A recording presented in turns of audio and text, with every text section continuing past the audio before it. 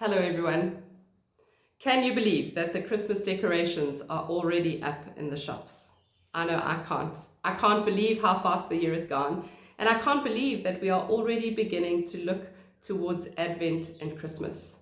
But here we are, and this is the season where we start to get ready. It's kind of like a pre-season, a season of preparation where we begin to get our hearts and minds in the place of getting ready for Christmas. The season of Advent is a season that has been practiced in the church for as long as any of us can remember. And in fact, the church is really good at setting aside those times for us to stop and to get ready. So when you feel overwhelmed by the Christmas decorations in the shops in October, remember that the gift that it brings is an opportunity for us to begin to prepare for what is an incredibly mysterious and beautiful season. And the season of preparation, the season of Advent, often begins with the reminder that we're not just remembering and celebrating one day in history. Yes, we look back and we tell the story that Jesus has come, Jesus was born, but we also look ahead in hopeful anticipation that Christ will come again. Our season of getting ready for Christmas is about preparing to remember one day in history, but also about looking forward to the day when Christ will come back again. If our preparation for Christmas is only about remembering one day in history, we only have one half of the story. It's like listening to a telephone conversation where you only get to hear one side and you don't know what's going on the other side and you're trying to work it out.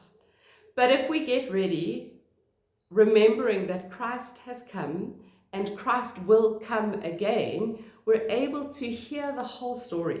We're able to keep in mind the full picture of God at work in the world, which is that Jesus, who came as a baby, is also Christ the Lord. That God at work in the world is about the life and death of Jesus, but it is also about the work of God in the world across all time and through all space. We also get to remember that if we prepare for Christ's coming and Christ's coming again, we are able to live well today.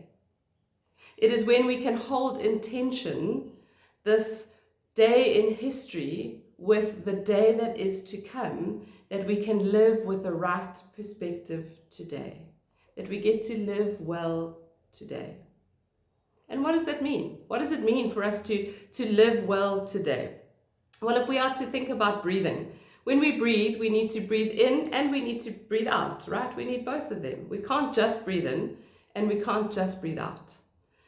When we hold in our minds and our hearts as we prepare for Christmas that the Christ who has come is the Christ who will come, it's like we're breathing in and we're breathing out hope.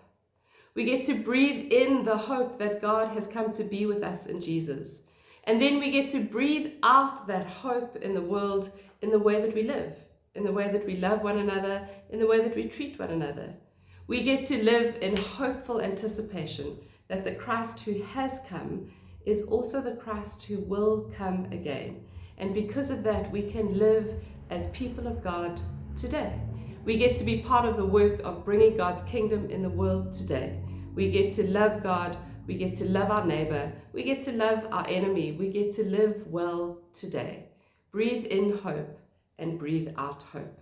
So may you not be overwhelmed by the Christmas decorations that you see in the shops. May you see it as an invitation to a pre-season to begin to get ready, to come close to what is a wonderful and profound mystery, that the Christ who has come is the Christ who will come, is the Christ who is come now. Amen.